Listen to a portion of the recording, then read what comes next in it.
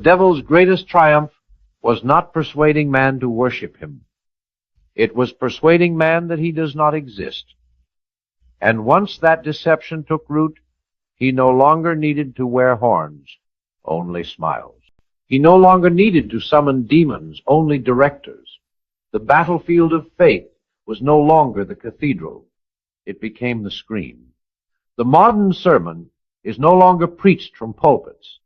It is streamed in episodes.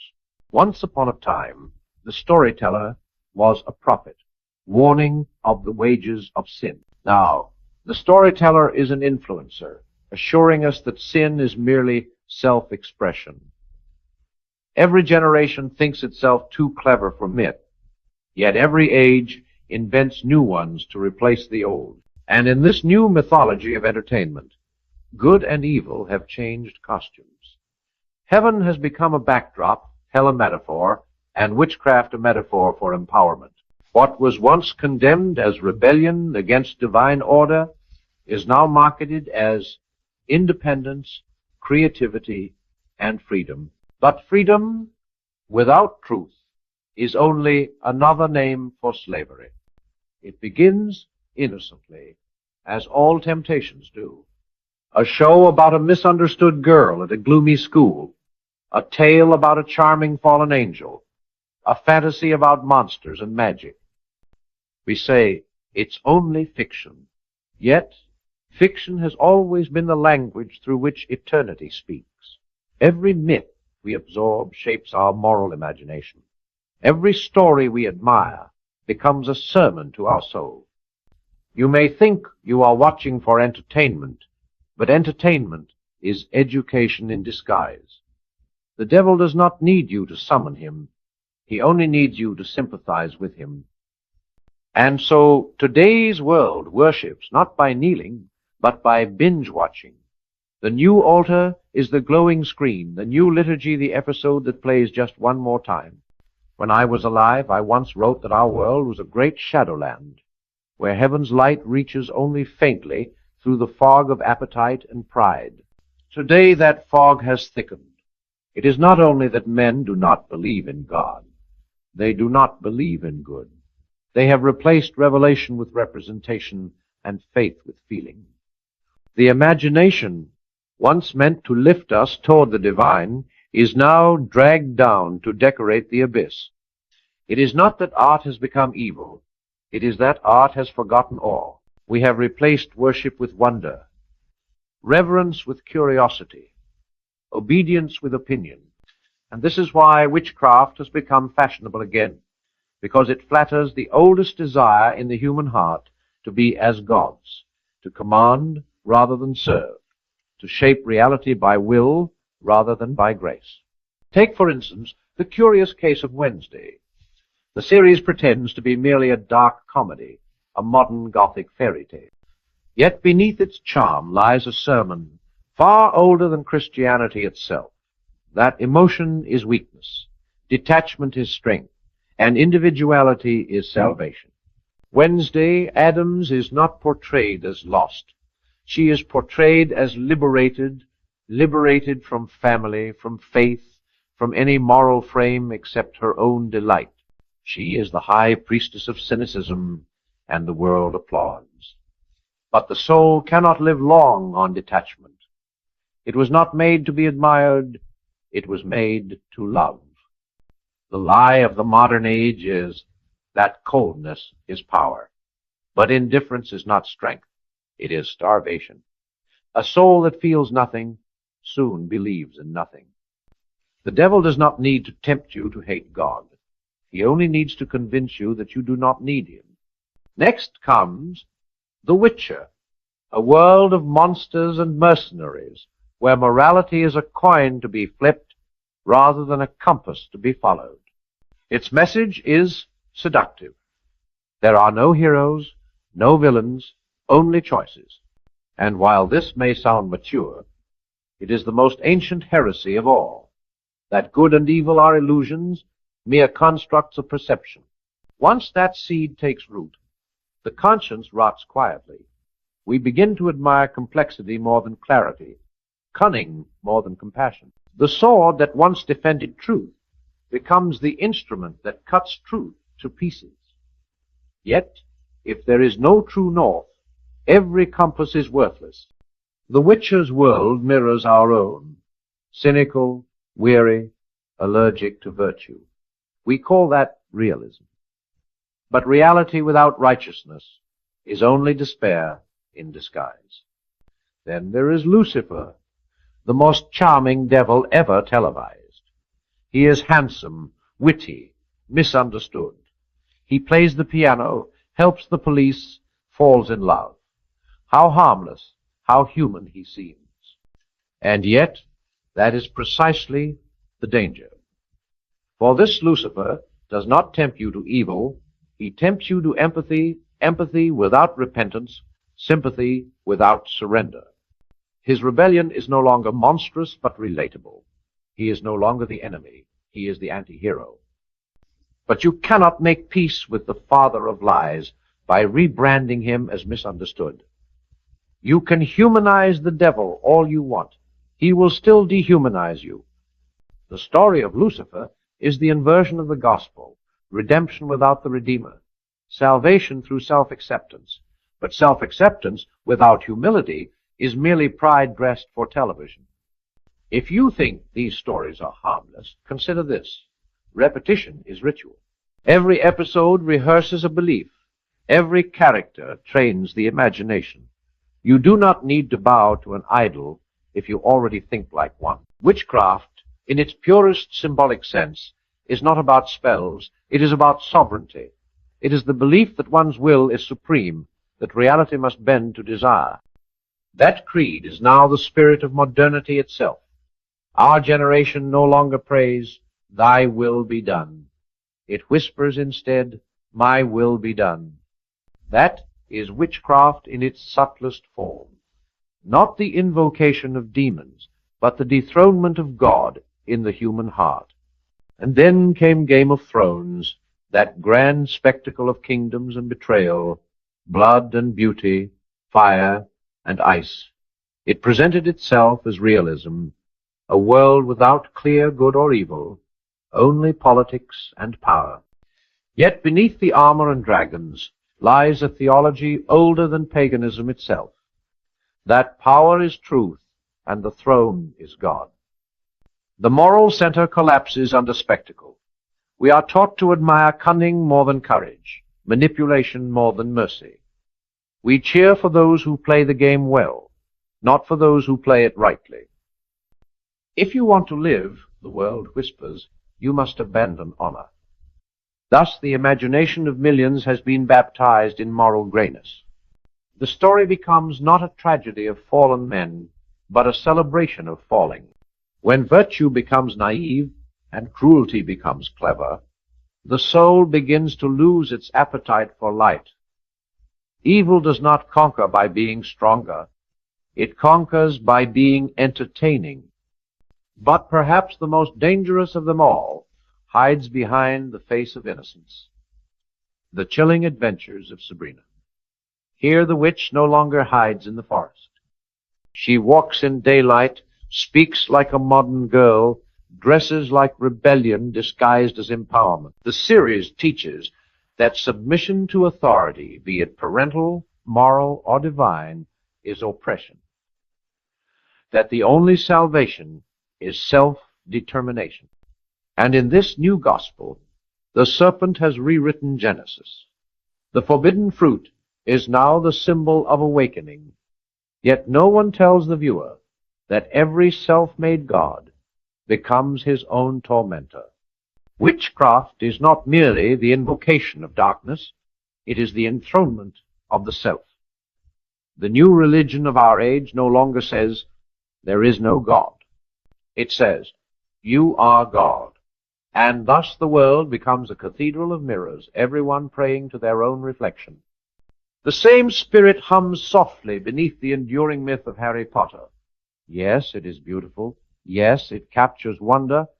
But wonder without worship becomes the counterfeit of faith. The spells and symbols are not evil because they summon demons. They are dangerous because they substitute divinity. When miracles become magic, prayer becomes performance. Children learn that power comes from within, not from beyond. They learn to command rather than to commune, and soon their hearts begin to prefer wonder to wisdom. That, my friends, is how enchantment replaces eternity. The soul no longer longs for heaven, it longs for Hogwarts. It no longer seeks holiness, it seeks power cloaked in innocence.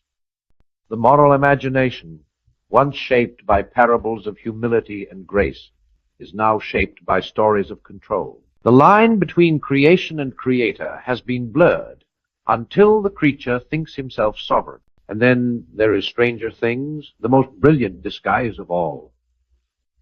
It is nostalgia, innocence, friendship, love but wrapped in darkness. Its monsters crawl not only from other dimensions, but from the recesses of our own fascination with fear.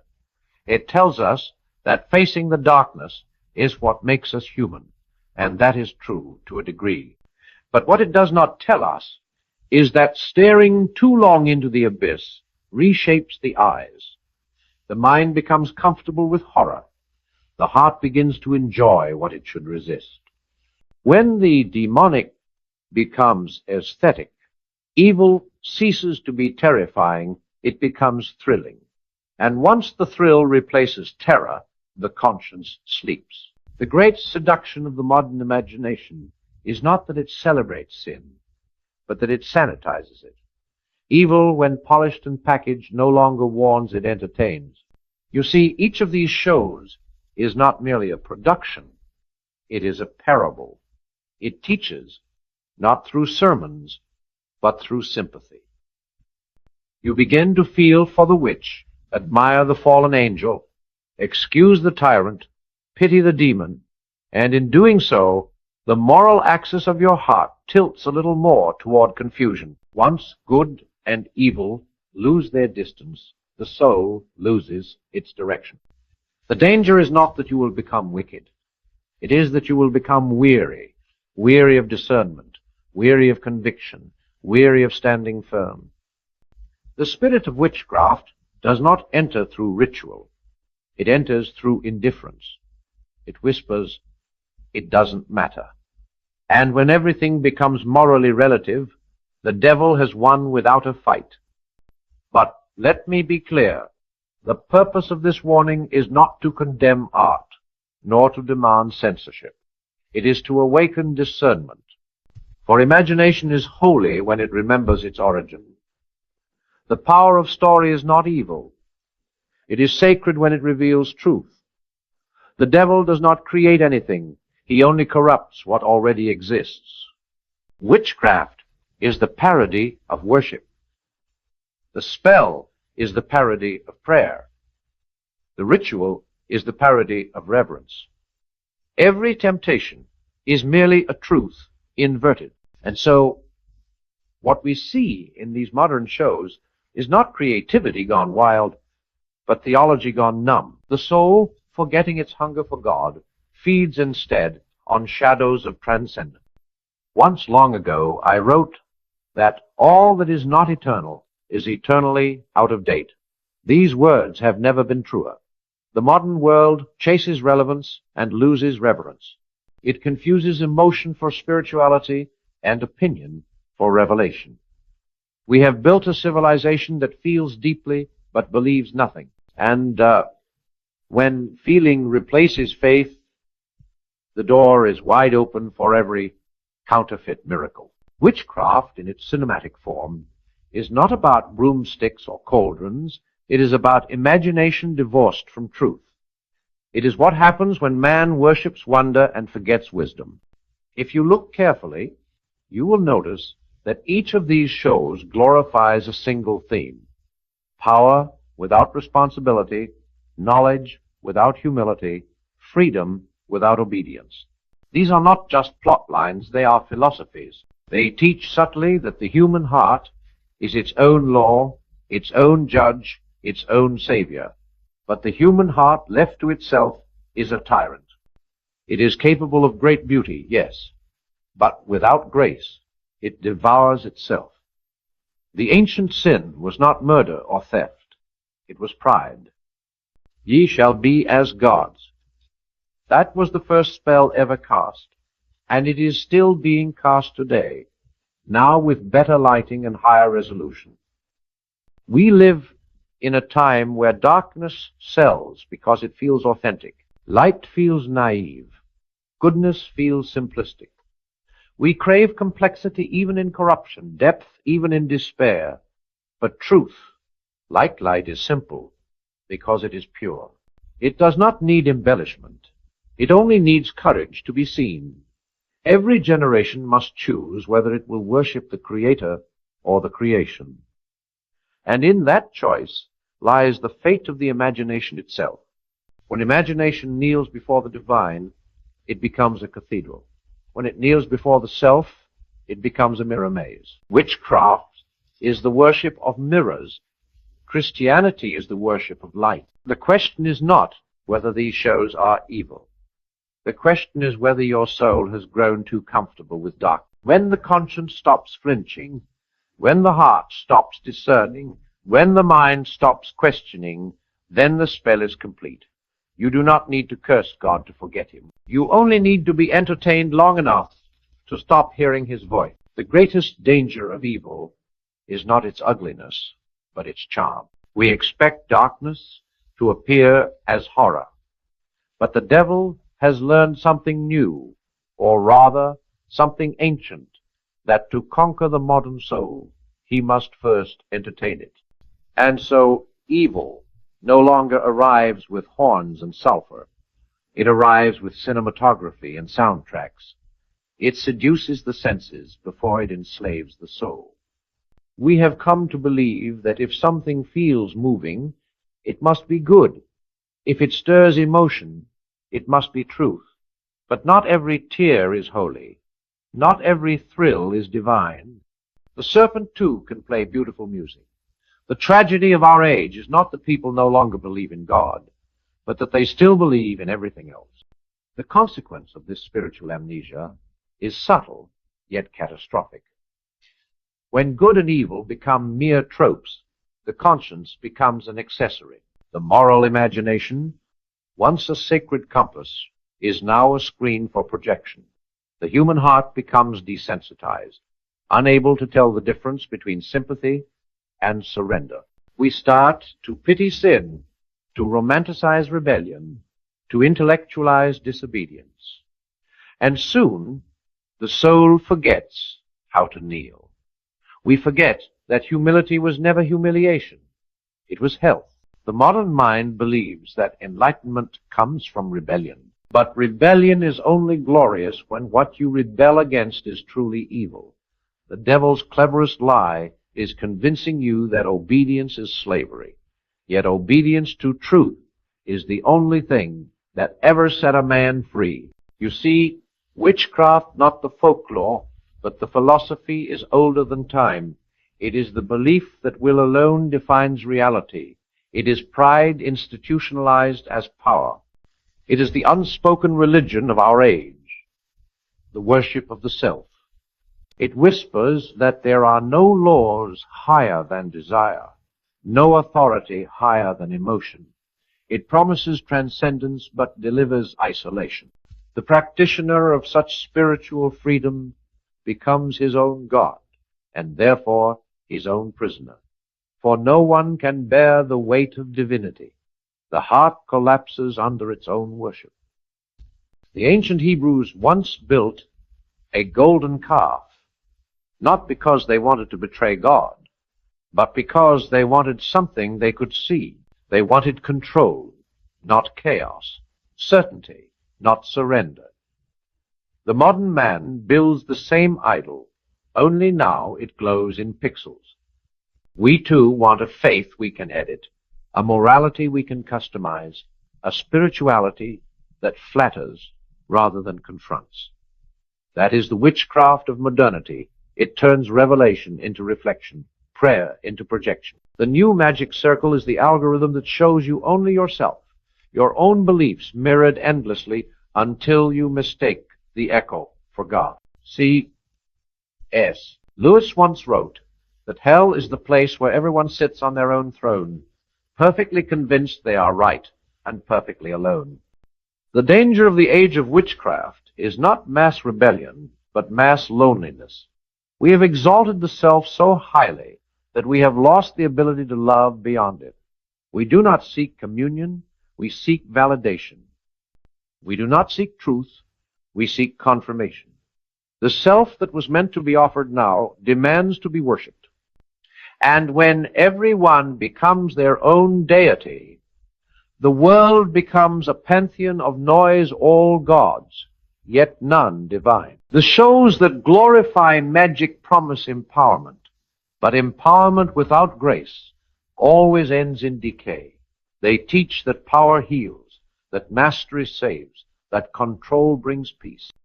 But history and scripture both say otherwise. Every empire built on self-worship collapses into dust. Every tower raised to heaven by human pride falls the same way, under its own weight. For man was never designed to bear infinite power. He was designed to receive infinite love. Witchcraft, at its essence, is the refusal of grace. It is the soul saying, I can do it without you. And from that moment, the paradise of possibility turns into the desert of despair. Look around. The culture is full of language once reserved for prayer. Manifest your destiny. Summon your energy. Speak your reality into existence. These phrases echo the spiritual hunger of man, but misdirected. They are confessions of a species that still believes in miracles, but no longer believes in God. We have not stopped being spiritual. We have only changed our object of worship. Witchcraft fills the vacuum where reverence once lived. It sells the illusion that the universe is obedient to our emotions. And yet, a soul that bends the world to its will soon finds itself bent by its own emptiness. The deeper it gazes into the mirror, the less it remembers its maker. The spiritual consequence of this is grave. A generation fluent in energy, yet ignorant of eternity. They know how to align, but not how to adore. They can feel the sacred, but cannot define it. They speak of vibrations, but not of virtue. And without virtue, energy becomes vanity, movement without meaning, passion without purpose. This is why our age is anxious even in abundance. We have mastered the language of light, but forgotten how to see. We speak of love, but cannot bear commitment. We speak of purpose, but cannot endure suffering. We speak of growth, but cannot accept humility. Witchcraft, at its heart, is not rebellion against God. It is rebellion against reality.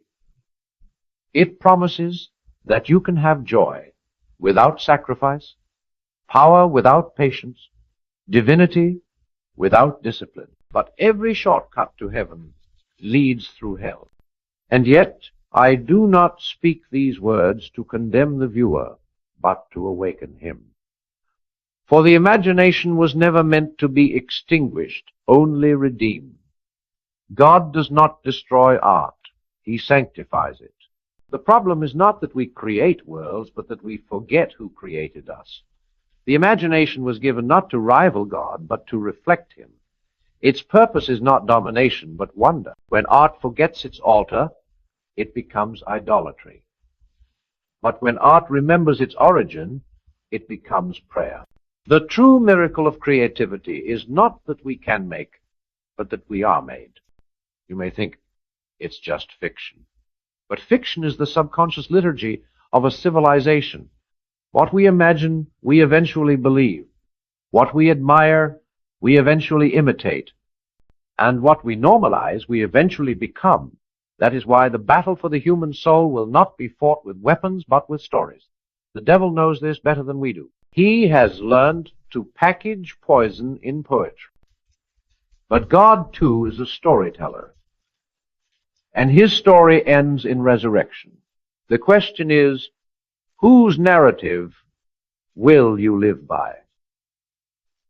There comes a moment when every soul must stand before its own reflection and ask a question it has long avoided. What have I become while I wasn't watching myself? The screen that once entertained you has turned into a mirror, and the characters that moved across it now move within you. The girl who believed emotion was weakness has taught you to hide your tenderness. The charming devil who broke rules for the sake of freedom has whispered that consequences are illusions. The queen who won her throne through betrayal has persuaded you that goodness is impractical. Slowly, the imagination becomes the conscience, and the conscience, once radiant with clarity, begins to dim. You do not feel corrupted, you feel clever. You do not feel lost, you feel liberated. But that is how every fall begins, not with a scream, but with a shrug. The modern world has been lulled into a gentle sleep by stories that flatter its intellect. We are too evolved, it says, from notions of sin or salvation. And yet the same world lies restless, haunted by anxiety, starved for meaning. We have traded the vocabulary of virtue for the language of validation. We no longer confess. We post. We no longer seek redemption. We seek recognition. Our rituals are digital. Our altars algorithmic. The priest is the influencer. The sermon is the stream. And the congregation applauds itself. We have mistaken noise for knowledge and visibility for vision. That is the deepest spell of all the hypnosis of self-importance.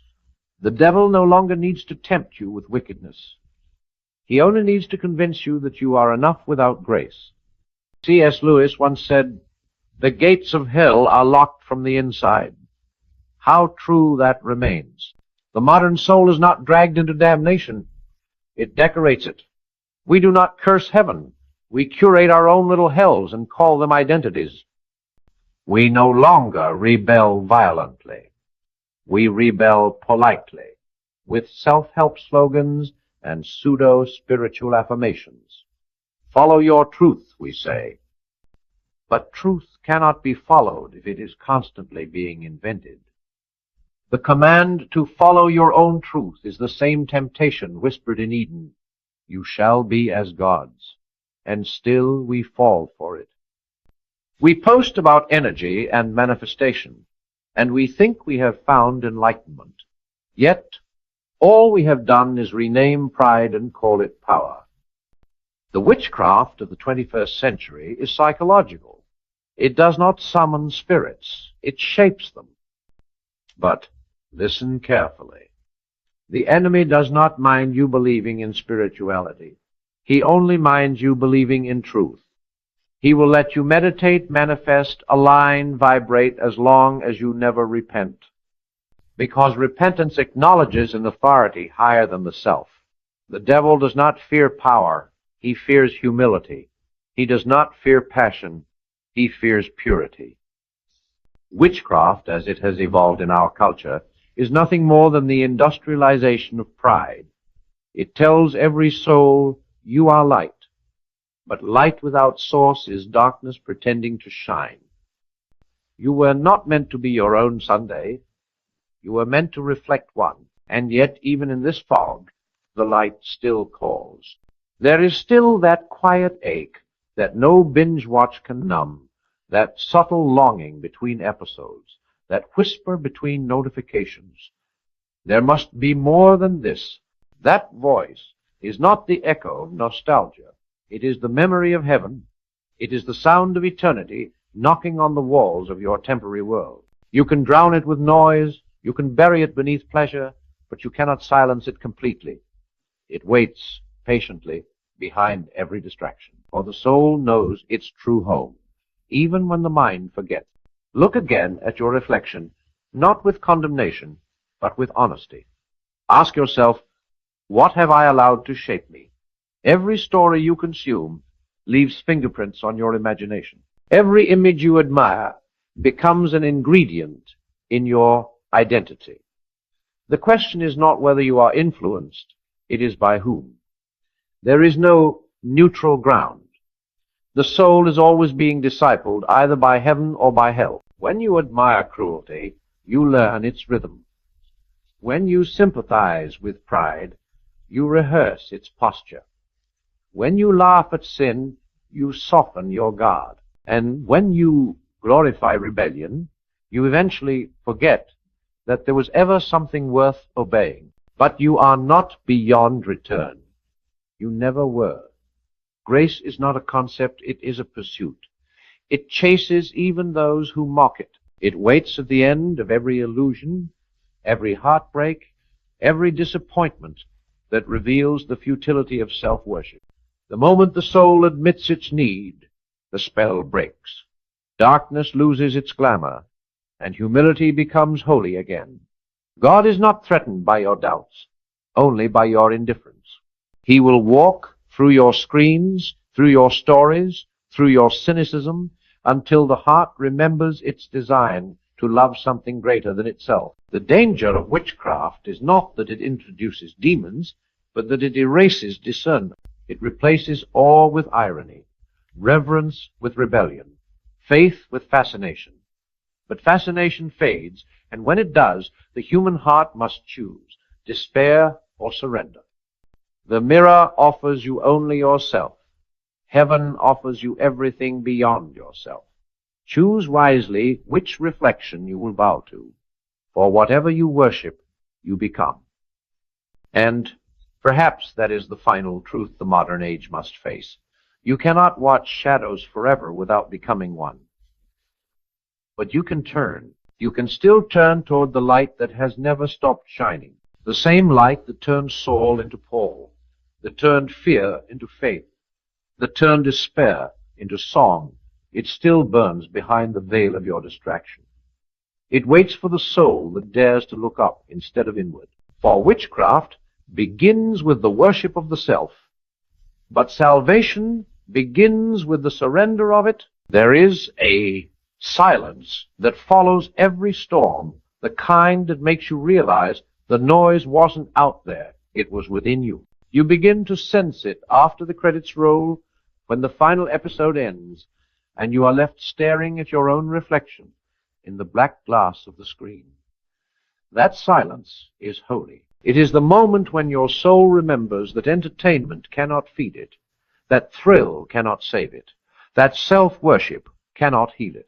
You have tasted power, imagination, and rebellion, and yet something inside still aches for peace. That ache is not weakness. It is the echo of Eden. It is the homesickness of the soul, the quiet proof that you were made for more than what flickers in front of you. Do not despise that ache. It is your compass back to truth, for God often hides his call inside discomfort. The unease you feel when you sense that the world's light is counterfeit, that is the first flicker of real illumination. Every generation must rediscover what holiness means, not by rejecting the world, but by seeing through it. The enemy does not fear your sin as much as he fears your clarity. He can twist your pleasure, your pride, your dreams, but he trembles when you begin to see. For when the eyes open, the spell breaks. And when the spell breaks, the soul awakens to the staggering simplicity of grace, that you were never meant to conjure your own divinity. You were meant to receive it. Grace is not magic. Magic manipulates. Grace transforms.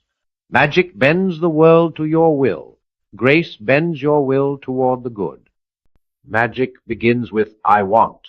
Grace begins with, thy will be done. That is why witchcraft, for all its allure, ends in exhaustion. It promises control and delivers chaos. It promises transcendence and delivers emptiness. The soul cannot be satisfied by the worship of itself. No mirror, however polished, can show you the light that shines behind it. Only surrender can. The world will call that surrender weakness. It will tell you to manifest, to visualize, to claim the universe as your servant. It will feed your ego until it bursts, and then sell you therapy for the pieces. But heaven calls surrender wisdom. The proud build towers to reach God. The humble find him already waiting at the ground floor. You need not ascend. You need only awaken.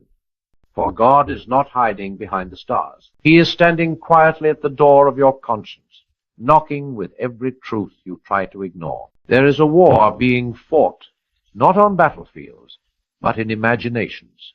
Every story, every frame, every song is part of that invisible conflict, the contest for your perception of good and evil. The devil's tactic is not domination, but distortion. He cannot create. He can only counterfeit. He takes the language of wonder and divorces it from worship, takes the hunger for meaning and feeds it illusions. But the antidote to illusion is not withdrawal. It is discernment. To watch with eyes awake, to read with a mind that remembers eternity, to see beauty and trace it back to its source, rather than stopping at the surface. That is how art becomes sacred again. We are not called to fear the world, but to see it truthfully. The Christian is not a hater of stories. He is a lover of truth. And when truth becomes rare, even fiction must be judged by the light it hides or reveals. Ask of every tale you consume, does this make me love the good more, or does it make me numb to it? Does this teach me reverence, or does it teach me pride? Does it awaken the soul, or sedate it? For whatever dulls your hunger for heaven is not harmless. It is a quiet poison disguised as pleasure. But even now, the world can still be redeemed. Imagination can be redeemed. The screen that once reflected your distraction can become a window for revelation. It depends not on what is shown, but on how you see. A man with light in his heart can walk through shadows without losing his way. A mind anchored in truth can watch the storm and remain unshaken. You were not made to live in fear of darkness. You were made to carry light into it. The final trick of the age is to convince you that faith is naive, that belief in goodness is outdated, that purity is weakness, that humility is an antique virtue. But it is only through those antique virtues that the modern soul survives its own sophistication. The proud may build empires, but only the humble can build eternity. You cannot outthink evil. You can only outlove it. You cannot outplay darkness. You can only outshine it. And so, as the night deepens, remember this: no culture is beyond redemption, and no heart is too deep in the fog to find the morning. The light that once spoke over chaos still speaks over the chaos of your age. It whispers through art, through silence, through the smallest act of courage. It calls to you not to escape the world, but to see it rightly, to discern between the beauty that saves and the beauty that deceives. For one leads upward and the other inward, until the soul drowns in itself. If you wish to break the spell, start here, close the screen, and listen. Not to me, not to the noise, but to that quiet pulse beneath all thought, the ancient heartbeat of truth. It is still there, unchanged by trends, untouched by algorithms, uncorrupted by cynicism. It speaks in the same voice that spoke to Abraham, to Augustine, to Lewis himself. Be still and know that I am God. You have been taught to chase meaning. Now learn to receive it. You have been told to invent yourself. Now learn to remember who made you. You have been told to manifest your reality. Now learn to bow before reality itself. For there is freedom not in the spell, but in the surrender. And there is glory, not in the power of the will, but in the grace that saves. The shows of this age will fade. The idols will rust. The trends will pass like shadows. But the light remains. It is patient. It is personal. It is real. It calls to every watcher, every skeptic, every soul lost in the labyrinth of its own reflection. It says, you do not need to become a god to be loved by one. And when at last you hear that voice, perhaps in a quiet moment, between breaths you will understand what all art, all truth, all longing was trying to tell you from the beginning, that the greatest miracle is not to control the world, but to be transformed by the one who made it. And that, my friends, is how the spell ends, not with fear, but with faith, not with rebellion, but with return, not with magic, but with mercy. The light still calls, and it always will. And now, when the storm of words has settled, when the weight of meaning begins to rest upon your heart, I ask you to do nothing heroic, only to be still. Let the silence hold you the way dawn holds the horizon before the first light breaks. For it is in that quiet that truth does its deepest work.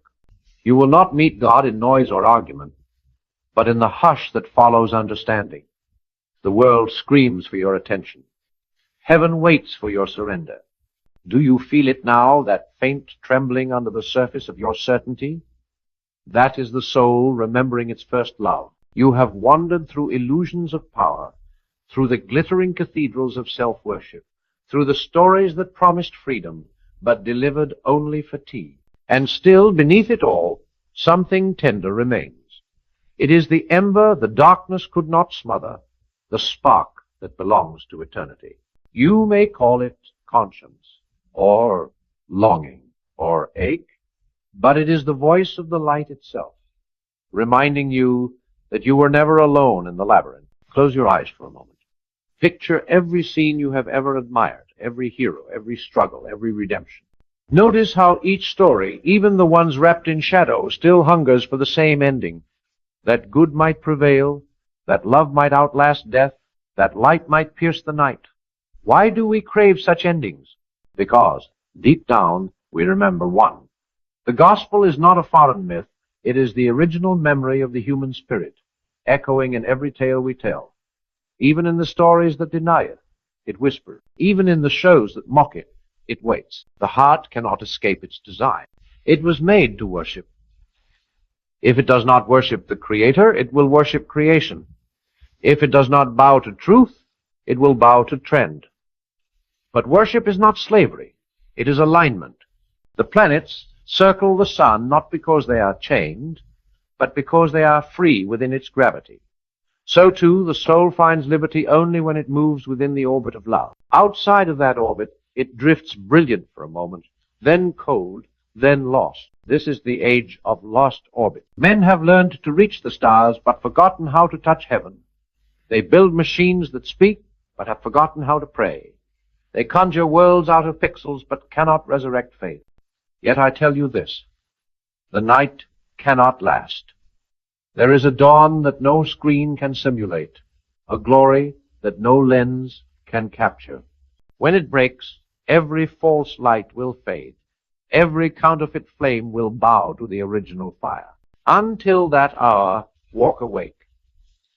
Watch with open eyes. See art, but discern its soul. Listen to beauty, but question its allegiance.